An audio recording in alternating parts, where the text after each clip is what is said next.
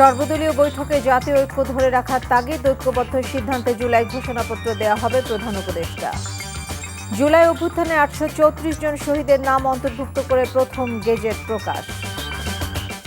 রেস্তোরাঁ খাতে ভ্যাট বৃদ্ধির আদেশ প্রত্যাহার, ওষুধ, পোশাক, নিত্যপণ্যের ভ্যাটও রিভিউ হচ্ছে অর্থ উপদেষ্টা।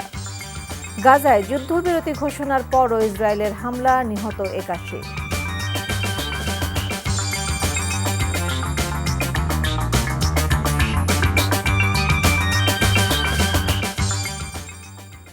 আসসালামু আলাইকুম। নাজনীন আহমেদ স্বাগত জানাচ্ছে এনটিভির মধ্যরাতের খবরে। ক্রাউন 7 শিরোনাম দেখছিলেন, এবারে পুরো খবর। সবার মতামতের ভিত্তিতে সরকার জুলাই ঘোষণাপত্র তৈরি করতে চায় বলে জানিয়েছেন প্রধান উপদেষ্টা ডক্টর মোহাম্মদ ইউনূস। বলেন, ঐক্যবদ্ধভাবে ঘোষণাপত্র তৈরি করতে না পারলে উদ্দেশ্য ব্যাহত হবে। তবে অভ্যুত্থানের 5.5 মাস পর ঘোষণাপত্রের বিষয়ে প্রশ্ন রাখেন বিএনপি নেতা সালাউদ্দিন আহমেদ। আর জামায়াত নেতারা বলেছেন, ধীর স্থিরভাবে ঘোষণাপত্র তৈরি করা হোক। সর্বদলীয় আলোচনায় এসব কথা উঠে আসে। হাসান মাহমুদের রিপোর্ট। ছাত্র জনতার আত্মত্যাগের মধ্য দিয়ে জুলাই গণ অভ্যুত্থানে দেশ ফ্যাসিবাদ মুক্তির পথে শুরু করে নতুন যাত্রা। ঘটনার 5 মাস পর জুলাই ঘোষণাপত্রের আওয়াজ তোলে বৈষম্য বিরোধী ছাত্র আন্দোলন। তার প্রেক্ষাপটে একটি চূড়ান্ত ঘোষণাপত্র প্রস্তুত করতে দেশের রাজনৈতিক দলগুলোর সাথে ফরেন সার্ভিস একাডেমিতে বৈঠকে বসেন সরকার প্রধান। দেখা হলে, বসতে পারলে আমার কাছে খুব ভালো লাগে। স্বাগত বক্তব্যে ডক্টর মোহাম্মদ ইউনূস বলেন, 5ই আগস্ট হচ্ছে ঐক্যের ভিত্তি, তাই সবাইকে নিয়েই প্রস্তুত হবে ঘোষণাপত্র। আমরা ঐক্যবদ্ধভাবে এটা করতে পারবো না, তাহলে এটার উদ্দেশ্য ব্যাহত হলে এটার দরকারও নেই। আসলে দরকারটা হলো ওইটুকু স্মরণ করিয়ে দেবে যে আমি বললাম, আপনাদের দেখলে আমার মনে সাহস আসে, সবার মনে সাহস আসবে। সবাই যদি আমরা একত্রে যাই, সারা দেশ একেবারে চমকে উঠবে যে হ্যাঁ, আমরা তো আছি, জেগে আছি, এখন আমরা ভোতা হয়ে যাইনি, আমাদের অনুভূতি ভোতা হয়নি, এখন আমাদের অনুভূতি এখনো সে চাঙ্গা আছে, আমরা জাতি হিসেবে ঐক্যবদ্ধভাবে আছি। বৈঠকে বিএনপির স্থায়ী কমিটির সদস্য সালাউদ্দিন আহমেদ, জামায়াতে ইসলামীর সেক্রেটারি জেনারেল মিয়া গোলাম পরোয়ারের নেতৃত্বে 4 জন, গণতন্ত্র মঞ্চ, ইসলামিক দলগুলো এবং বাম রাজনৈতিক দলগুলোর নেতারা ছাড়াও বৈষম্য বিরোধী ছাত্র আন্দোলন ও জাতীয় নাগরিক কমিটির প্রতিনিধি দল অংশ নেয়। বৈঠকে উপস্থিত ছিলেন উপদেষ্টাও। রাজনৈতিক দলগুলোর মধ্যে কোনো রকম দূরত্ব সৃষ্টি হয় নাই। কি পদ্ধতিতে আলোচনা করা হবে সেটা নিয়ে বিভিন্ন রকম মতামত এসছে। একটা কমিটি গঠন করা হয়, এই ধরনের প্রস্তাব এসছে। আমরা এই সকল প্রস্তাব অ্যাক্টিভলি বিবেচনা করে দ্রুত সিদ্ধান্ত নিব। সবার সাথে আলোচনার পর সময় নিয়ে সবার মতামতকে অন্তর্ভুক্ত করে গণ অভ্যুত্থানে যার যার অবদান উল্লেখ করে ঘোষণাপত্র প্রস্তুত করার উপর জোর দেন নেতারা। জুলাই গণ অভ্যুত্থান সম্পর্কিত ঘোষণাপত্র নিয়ে কিছু আলোচনা হয়েছে। সব রাজনৈতিক দলের নেতারা তাদের বিভিন্ন পরামর্শমূলক বক্তব্য প্রদান করেছেন। তা আমরা প্রশ্ন করেছি যে জুলাই গণ অভ্যুত্থানের ঘোষণাপত্রের আসলে এই 5.5 মাস পরে কোনো প্রয়োজন ছিল কিনা, যদি থেকে থাকে সেটার রাজনৈতিক গুরুত্ব, ঐতিহাসিক গুরুত্ব এবং আইনি গুরুত্ব কি, সেগুলো নির্ধারণ করতে হবে।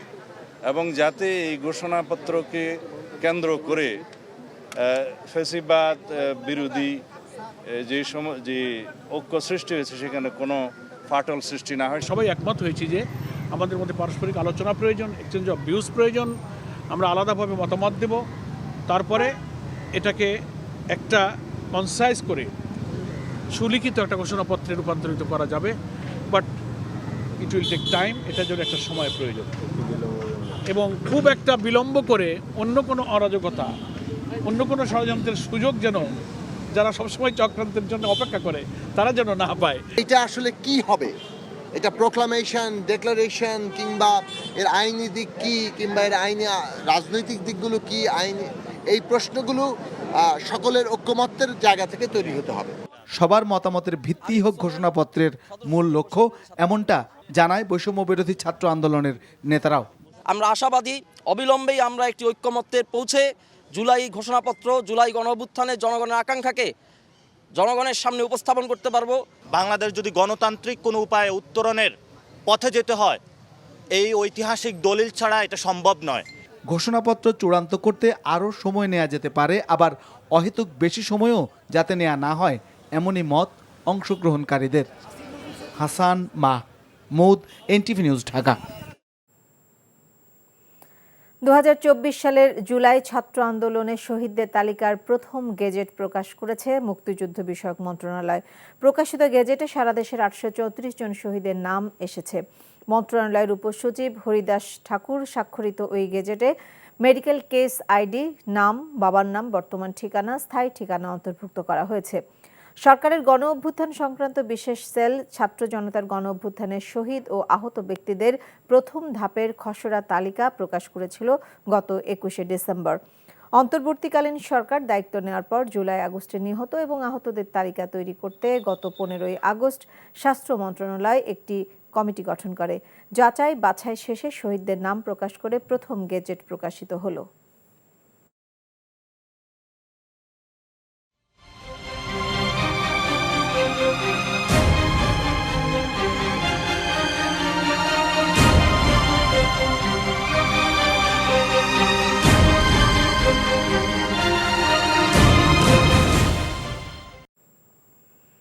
মা বাবা হারানো এক যুবক রাকিব খান দারিদ্র্যের কষাঘাতে লেখাপড়া এগোয়নি বেশি দূর।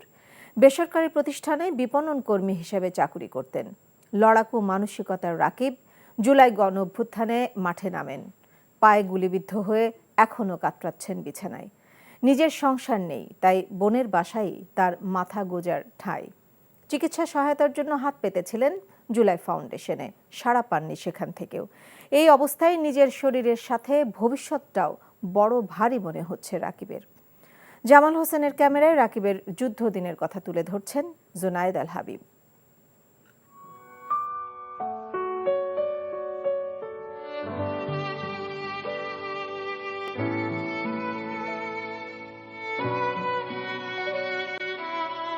জুলাই অভ্যুত্থানে ঘাতকের ছোড়া বুলেটের যন্ত্রণা নিয়ে গত প্রায় 6টা মাস এভাবেই বিছানায় কাটছে 30 বছরের যুবক রাকিবের। বৈষম্যহীন আন্দোলনের মাধ্যমে স্বৈরাচারের কবল থেকে মানুষকে মুক্ত করতে রক্ত ঝরিয়েছেন রাকিব। জীবন মৃত্যুর সন্ধিক্ষণ থেকে বেঁচে ফেরা রাকিবের এখন অনিশ্চয়তার জীবন। এই আত্মত্যাগের তো কোনো মূল্য এখনো পাই নাই। যেমন দেখেন, আমার আব্বা আম্মু নাই, আমি একজন এতিম। আমার ইনকামের উৎস ছিলাম আমি একলাই, তো আমার তো ওইটাও বন্ধ হয়ে গেছে 6 মাস ধরে। আমি বৈষম্য আন্দোলন ছাত্র সমাজ যারা আছে তাদের কাছে গিয়েছি, ওনারা বললো যে ফার্স্ট EMIS নিবন্ধন না হলে নাকি সাহায্য সহযোগিতা পাবো না। সরকার যদি আমাদের দিকে এভাবে যদি হেনস্থ না করতো তাহলে আমাদের জন্য আরও ভালো হতো জিনিসটা, কারণ আমরা তো এখন অসুস্থ শরীর না, সরকারের দ্বারা দ্বারা বারবার ঘুরতে পারবো না।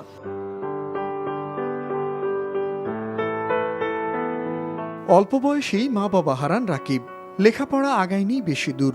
বেসরকারি প্রতিষ্ঠানে বিক্রয় প্রতিনিধি হিসেবে কাজ করছিলেন তিনি। আন্দোলনে গিয়ে আহত হওয়ার পর চিকিৎসায় জমানো সব গেছে। সরকারের তরফে আহতদের চিকিৎসার ব্যবস্থা করার কথা হলেও রাকিব পর্যন্ত পৌঁছায়নি। নিরুপায় রাকিব ও তার বোন যোগাযোগ করেছিলেন জুলাই স্মৃতি ফাউন্ডেশনে, কিন্তু সেখান থেকেও মেলেনি সাড়া। বোন মমতার হাত বাড়িয়ে দিলেও তারও আছে সক্ষমতার সীমাবদ্ধতা। বোনদের সংসার আছে, সংসারে ছেলে মেয়ে আছে, তাদের নিজেদের ফ্যামিলি কাজকাম আছে, তার উপর হচ্ছে আমি আছি।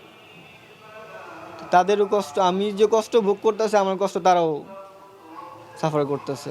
সমন্বয়কারী ওখানে ঘুরে আমরা মানে যেভাবে হোক লোকজন দিয়ে ধরে কাগজপত্র জমা দেওয়ার চেষ্টা করছি বা দিছিও, কিন্তু কখনো কোনো দিক থেকে কোনো উপকার হয় নাই।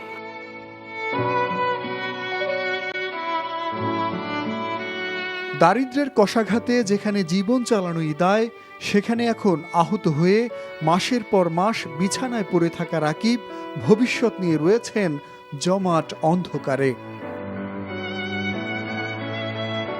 জুনায়েদ আল হাবিব, এনটিভি নিউজ, ঢাকা। লক্ষ্মীপুরের ডাক্তার ফয়েজ আহমেদকে গুলি করে ছাদ থেকে ফেলে হত্যা করেছিল র্যাব সদস্যরা, এমন অভিযোগ করে বৃহস্পতিবার ট্রাইব্যুনালের চিফ প্রসিকিউটরের কাছে অভিযোগ জমা দিয়েছেন তার পরিবার। ডাক্তার ফয়েজ হত্যার অভিযোগে সাবেক প্রধানমন্ত্রী শেখ হাসিনা সহ 41 জনকে আসামি করা হয়েছে। অন্যদিকে জুলাই আগস্ট গণ অভ্যুত্থানে নিহত মুগ্ধের পরিবারের পক্ষ থেকেও আন্তর্জাতিক অপরাধ ট্রাইব্যুনালে অভিযোগ দাখিল করেছেন পরিবারের সদস্যরা।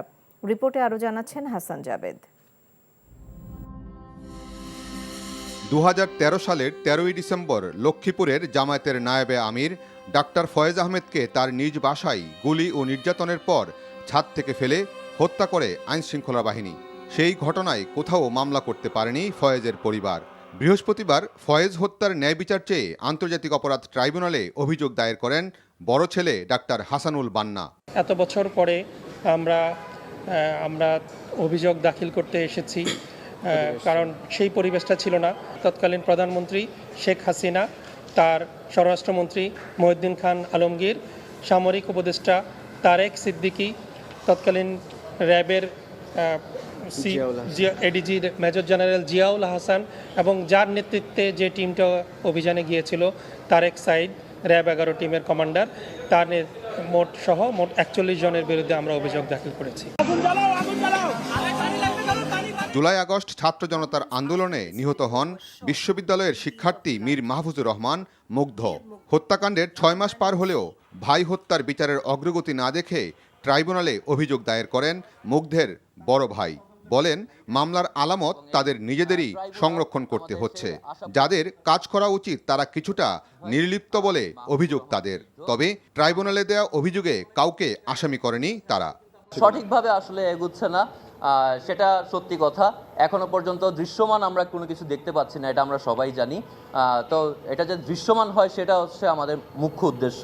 আমরা চাই ফরেনসিক এক্সপার্টরা যত দ্রুত সম্ভব, আমরা তাদের কাজ অনেকটুকু করে দিয়েছি, তো এইটুকু কাজ যদি করে তারা যত দ্রুত সম্ভব এর বিচার প্রক্রিয়ার মধ্যে না আনতে পারে, তাহলে এটা অবশ্যই তাদের ব্যর্থতা বলেই তো গণ্য হবে।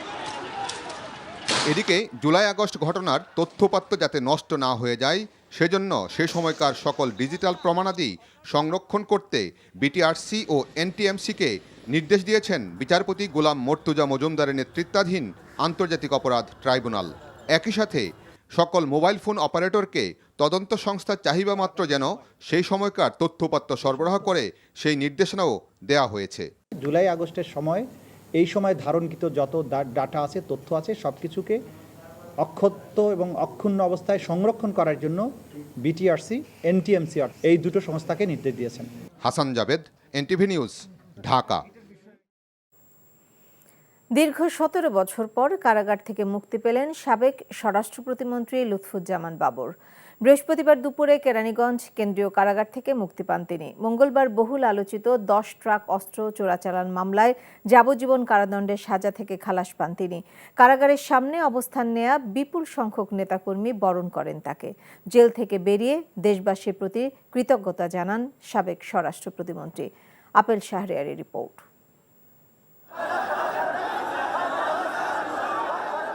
মুক্তি পেলেন সাবেক স্বরাষ্ট্র প্রতিমন্ত্রী লুৎফুজ্জামান বাবর। 1-2 বছর নয়, দীর্ঘ 17 বছর কারাগারের 4 দেয়ালের বন্দি অবস্থা থেকে। জেল থেকে বেরিয়েই অসংখ্য নেতাকর্মীর ভালোবাসায় সিক্ত হন। প্রিয় নেতাকে কাছে পেয়ে আনন্দে আত্মহারা হাজারো নেতাকর্মী। অন্যায়ভাবে তাকে এতদিন কারাগারে রাখার জন্য দায়ীদের বিচার চান। অন্যায়ভাবে ফ্যাসিস্ট সরকার ওনাকে আটকায় রাখছে। খুবই আনন্দিত, আল্লাহর কাছে কোটি কোটি শুকরিয়া আদায় করছি যে উনি স্বাভাবিক আমাদের মাঝখানে উনি স্বাভাবিকভাবে ফিরে আসছে। আমি দোয়া করি লুৎফুজ্জামান বাবর যেন সিংহ পুরুষ হিসেবে যেরকম নেত্রকোনারবাসী মনে করি, সেই সিংহ পুরুষই যেন থাকে। আজকে তা প্রমাণও করেছে এবং আমরাও প্রমাণ করেছি লুৎফুজ্জামান বাবরকে এইভাবে গ্রহণ করতে পেরে। উনাকে স্বৈরাচারী শেখ হাসিনা ভারতকে খুশি করার জন্য উনাকে ধ্বংস করতে চেয়েছিল। উনাকে ফাঁসি দিয়ে বাংলাদেশ থেকে তিলে তিলে নির্যাতন করে উনাকে জীবন্ত দুনিয়া থেকে সরাই দিতে চেয়েছিল। হাসিনা আজকে পালিয়ে গেছে ভারত, আর বাবুর সাহেব আজকে বাংলাদেশে বীরের বাসে মুক্তি পেয়েছেন। 2007 সালের 28 মে তত্ত্বাবধায়ক সরকারের আমলে গ্রেপ্তার হন লুৎফুজ্জামান বাবর। এরপর 21 আগস্ট গ্রেনেড হামলা মামলা, 10 ট্রাক অস্ত্রসহ বিভিন্ন মামলায় তার দণ্ড হয়।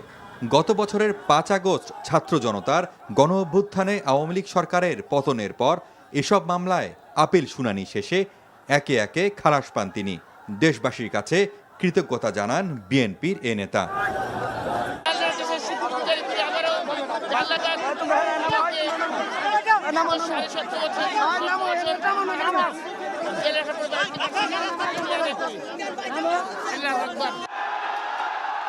পরে নেতাকর্মীদের নিয়ে শেরেবাংলা নগর এলাকায় জিয়া উদ্যানে বিএনপির প্রতিষ্ঠাতা জিয়াউর রহমানের মাজার জিয়ারত করেন তিনি। Apple Shahriar, NTV news, Dhaka. ব্যবসায়ীদের দাবির প্রেক্ষিতে হোটেল রেস্তোরাঁ খাতে আগের মতোই ৫% ভ্যাট কার্যকর থাকছে। এ বিষয়ে আগামী রোববারের মধ্যে প্রজ্ঞাপন জারি করা হবে বলে জানিয়েছে জাতীয় রাজস্ব বোর্ড এনবিআর। এই খাতে ভ্যাট বাড়িয়ে 15% বৃদ্ধি করা হয়েছিল। বৃহস্পতিবার সকালে এনবিআর ভবনে সাংবাদিকদের একথা জানান সংস্থাটির দ্বিতীয় সচিব ব্যারিস্টার বদরুজ্জামান মুন্সী। এদিকে পূর্ব ঘোষণা অনুযায়ী এদিন বাংলাদেশ রেস্তোরাঁ মালিক সমিতির ডাকে কয়েকশো ব্যবসায়ী এনবিআর এর সামনে মানববন্ধন করেন। এ সময় তারা সরকারের পুনঃ সিদ্ধান্তকে সাধুবাদ জানিয়ে রেস্তোরাঁ খাতে 10% এসডি প্রত্যাহার সহ সকল অনিয়ম ও হয়রানি বন্ধের দাবি জানান। সেই সাথে ভ্যাট ও ট্যাক্স প্রক্রিয়া সহজীকরণ সহ আগামী অর্থবছরে 5% থেকে কমিয়ে ভ্যাট 3% করার দাবি জানায় রেস্তোরাঁ মালিক সমিতি।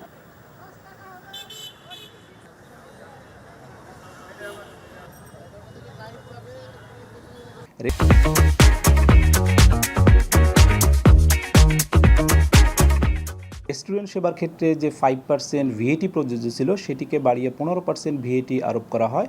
পরবর্তী সময়ে সরকার কর্তৃক এই সিদ্ধান্ত কিছুটা পরিবর্তন করে পুনরায় 5%-এ ফিরিয়ে নেওয়ার জন্য সিদ্ধান্ত দিয়েছে এবং সে মোতাবেক জাতীয় রাজস্ব বোর্ড ইতিমধ্যে কার্যক্রম গ্রহণ করেছে এবং আমরা আশা করি যে আজকে বা রবিবারের ভিতরেই এসআরও জারির মাধ্যমে পূর্বের অবস্থায় অর্থাৎ 5% ভিএটি হার আরোপ করা হবে। এদিকে ঔষধ তৈরি পোশাক সহ কিছু নিত্যপণ্যের ক্ষেত্রে নতুন আরোপিত ভ্যাট প্রত্যাহারের বিষয় পর্যালোচনা করা হচ্ছে ও আগের মতোই হতে পারে বলে জানিয়েছেন অর্থ উপদেষ্টা ডক্টর সালেউদ্দিন আহমেদ। বৃহস্পতিবার সন্ধ্যায় সচিবালয়ে অর্থনৈতিক বিষয় সংক্রান্ত উপদেষ্টা কমিটির বৈঠক শেষে এসব বলেন তিনি। আমরা রিভিউ করেছি, কিছু কিছু ফ্যাক্টরটা আমরা পরে জানতে পারবেন। আদেশ আসবে কয়েকটা জিনিস অত্যাবশ্যক জিনিস, অত্যাবশ্যক না কিছু কিছু যেমন রেস্টুরেন্টের উপর আমরা বলেছি, তারপরে ওষুধের ব্যাপারে, তারপরে আপনার আরও কয়েকটা ওরা দেখতে পারেন মোটামুটি সাশ্রয়ী কয়টা একেবারে অত্যাবশ্যক যেগুলো লোকজনকে এফেক্ট করে সব। আমি তো বললাম ইম্পোর্টেড ফরেন ইউজ, এগুলো আমি কেন কমাবো? 31 কোটি টাকার অবৈধ সম্পদ অর্জন এবং 278 কোটি টাকার সন্দেহজনক লেনদেনের দায়ে সাবেক রেলমন্ত্রী জিল্লুর হাকিম ও তার স্ত্রীর বিরুদ্ধে মামলা দায়ের করেছে দুর্নীতি দমন কমিশন দুদক। রাজধানীর দুদক কার্যালয়ে ব্রিফিংয়ে সংস্থাটির মহাপরিচালক আক্তার হোসেন জানান, ক্ষমতার অপব্যবহার করে অবৈধ সম্পদ অর্জন করেছিলেন সাবেক রেলমন্ত্রী এবং তার পরিবার। একই সাথে 16টি ব্যাংক হিসেবে 60 কোটি টাকার সন্দেহজনক লেনদেন এবং 20 কোটি টাকার অবৈধ সম্পদ অর্জনের অভিযোগে সাবেক এমপি ফাহমি গোলন্দাজ বাবেলের বিরুদ্ধে আরেকটি মামলা দায়ের করেছে দুদক। ওয়ার্ল্ড ইকোনমিক ফোরামে যোগ দিতে আগামী 21 থেকে 24 জানুয়ারি সুইজারল্যান্ডে যাচ্ছেন প্রধান উপদেষ্টা ডক্টর মোহাম্মদ ইউনূস। রাজধানীর পররাষ্ট্র মন্ত্রণালয়ের সাপ্তাহিক ব্রিফিংয়ে মুখপাত্র রফিকুল আলম জানান, সফরে কয়েকটি দেশের সরকার প্রধান ও সংস্থার সাথে বৈঠক করবেন প্রধান উপদেষ্টা। ভারতে অবস্থানরত সাবেক প্রধানমন্ত্রী শেখ হাসিনা সেদেশে নাগরিকত্ব নিয়েছেন কিনা তা পররাষ্ট্র মন্ত্রণালয়ের জানা নেই বলে মন্তব্য করেন মুখপাত্র। আমলাতান্ত্রিক অদক্ষতার জন্য বাংলাদেশের সাথে অন্য দেশের চুক্তিসমূহকে মন্ত্রণালয়ের ওয়েবসাইটে প্রকাশ করা যাচ্ছে না বলে জানান তিনি। আচ্ছা, আমাদের কাছে যে সরকারি চিঠি আছে সেই চিঠিতে পরিষ্কারভাবে বলা আছে যে যুক্তরাষ্ট্রে বিদেশি মিশন প্রধান যারা আছেন তারাই অনুষ্ঠানে আমন্ত্রিত। আমি যে কয়টা চুক্তি ওইখানে দেখেছি আমার নিজের সন্তুষ্টির জন্য প্রত্যেকটাতেই আমি দেখেছি যে স্বাক্ষর আছে, উভয় পক্ষের স্বাক্ষর আছে। ব্যুরোক্রেটিক ইনএফিসিয়েন্সি বলতে পারেন। আধিপত্য বিস্তারের জেরে নরসিংদী সদরে বিএনপির দুপক্ষের সংঘর্ষে গুলিবিদ্ধ হয়ে একজন নিহত হয়েছেন। এই ঘটনায় আহত হয়েছেন আরও দুজন।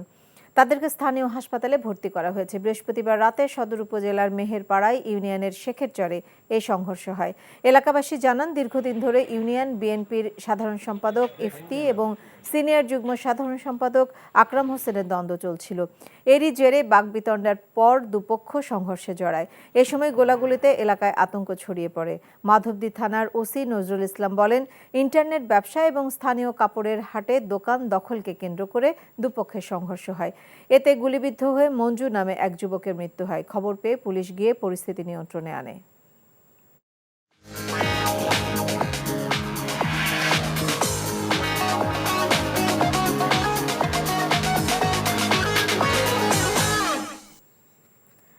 নগদ নিবেদিত অর্থনীতির খবর। শাহজালাল আন্তর্জাতিক বিমানবন্দরের তৃতীয় টার্মিনাল ও কক্সবাজার বিমানবন্দর চালু হচ্ছে এবছরে।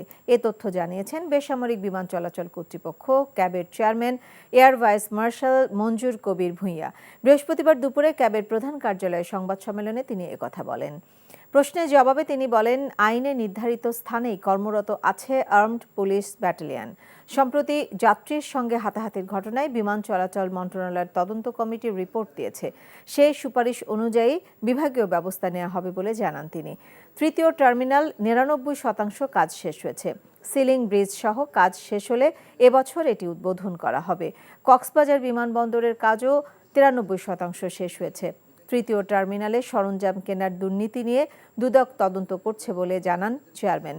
আওয়ামী লীগ আমলে উত্তরার রানিং ওয়ে সহ বেশ কিছু অপ্রয়োজনীয় স্থাপনার প্রকল্প বাতিল হয়েছে বলেও জানান ক্যাব চেয়ারম্যান। তদন্তাধীন ব্যাপারে আমাদের আসলে কথা বলাটা খুব একটা সঠিক হবে না, কারণ আমরা ওই ডেপথে জানি না যে হয়েছে কি হয় নাই, সেটা আমি বলতে পারবো না। এপিবিএন এর সাথে আমাদের কোনো রকম সমস্যা বা কারোর কোনো রকম ঝামেলা হয় নাই। যার জায়গায়, আমি আবার পরিষ্কার করে বলতে চাই, যার জায়গায় ডিউটি করার কথা তার সেখানে ডিউটি করবে। এপিবিএন এর ডিউটি করার কথা বহিরাঙ্গনে একদম পরিষ্কার ভাষায় 2010-এ প্রধানমন্ত্রীর অফিস থেকে কিন্তু এই নির্দেশনা আছে।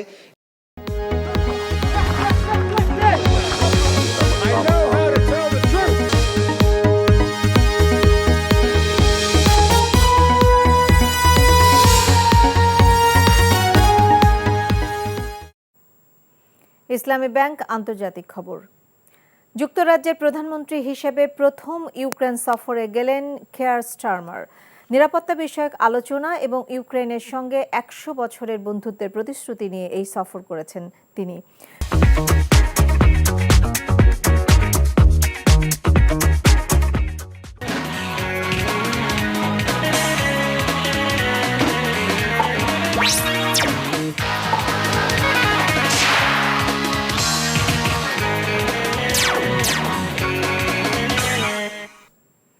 ইস্পাহানে প্রিমিয়াম টি খেলার খবর।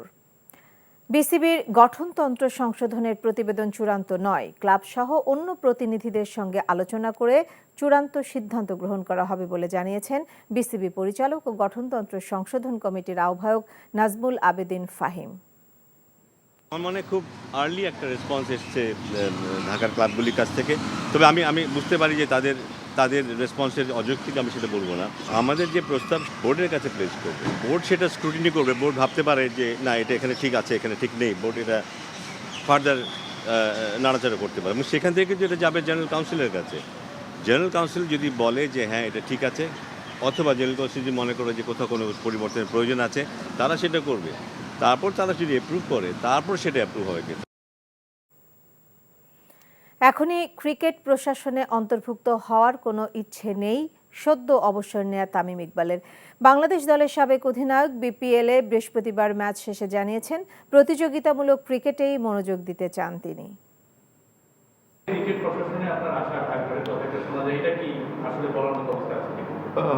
এই মুহূর্তে নাই বলার মতো অবস্থা। হ্যাঁ, আমি চেষ্টা করব যতদিন, এখন তো রিটায়ার্ড, সো লেজেন্ডস লিগের জন্য কোয়ালিফাই করবো, সো ওই সব খেলবো। যদি প্রিমিয়ার লিগটা হয় সময় মতো ওটা খেলবো, আর ইনশাল্লাহ যদি ফিট থাকি তাহলে বিপিএল খেলতে যতটুকু পারি খেলতে থাকবো। ফুটবল। বাংলাদেশ জাতীয় দলের কোচ হিসেবে হ্যাভিয়ার ক্যাবরেরা ও নারী দলের কোচ পিটার বাটলারকেই রেখে দিল বাফুফে। ফেডারেশন ভবনের আনুষ্ঠানিক সংবাদ সম্মেলনে চুক্তি নবায়নের বিষয়টি জানিয়েছেন বাফুফের মিডিয়া কমিটির চেয়ারম্যান আমিরুল ইসলাম বাবু। নতুন চুক্তি অনুযায়ী জামাল মুরসালিনদের কোচ হিসেবে 2026 সালে 30 এপ্রিল পর্যন্ত দায়িত্ব পালন করবেন ক্যাবরেরা। গত 3 বছরে উল্লেখযোগ্য সাফল্য না পেলেও দলের সামগ্রিক উন্নতির জন্য তাকে আরেকবার সুযোগ দিল বাফুফে। অন্যদিকে বাটলার সাবিনাদের দায়িত্বে থাকবেন 2026 সালের 31 ডিসেম্বর পর্যন্ত। মেয়েদের 2026 সাফকে সামনে রেখেই বাটলারকে দায়িত্ব রেখেছে বাফুফে। তার আগে জুনে তাদের এশিয়ান কাপের বাছাই। সেটির ভালো প্রস্তুতির জন্য সাফ জয়ী এই কোচের আস্থা ফেডারেশনের। এর আগে 2024 সালের 31 ডিসেম্বর পর্যন্ত বাটলার ও কাবরেরার সঙ্গে চুক্তি ছিল বাফুফের। খবর শেষ করছি, যাওয়ার আগে ক্রাউন সিমেন্ট শিরোনামগুলো আরেকবার। সর্বদলীয় বৈঠকে জাতীয় ঐক্য ধরে রাখার তাগিদ, ঐক্যবদ্ধ সিদ্ধান্তে জুলাই ঘোষণাপত্র দেওয়া হবে প্রধান উপদেষ্টা। জুলাই অভ্যুত্থানে 834 জন শহীদের নাম অন্তর্ভুক্ত করে প্রথম গেজেট প্রকাশ। রেস্তোরাঁ খাতে ভ্যাট বৃদ্ধির আদেশ প্রত্যাহার, ওষুধ, পোশাক, নিত্যপণ্যের ভ্যাটও রিভিউ হচ্ছে অর্থ উপদেষ্টা। গাজায় যুদ্ধবিরতি ঘোষণার পরও ইসরায়েলের হামলা, নিহত 81। এই ছিল মধ্যরাতের খবরে। এই খবরের ভিডিও সহ আপডেট জানতে ভিজিট করুন এনটিভি অনলাইন www.ntvbt.com। এছাড়াও এনটিভি জনপ্রিয় সব অনুষ্ঠান ও খবরের আপডেট জানতে ভিজিট করুন আমাদের ইউটিউব ও ভেরিফাইড ফেসবুক পেজ। সকাল 7:30টায় সকালের খবর দেখার আমন্ত্রণ রইল। সবাইকে ধন্যবাদ।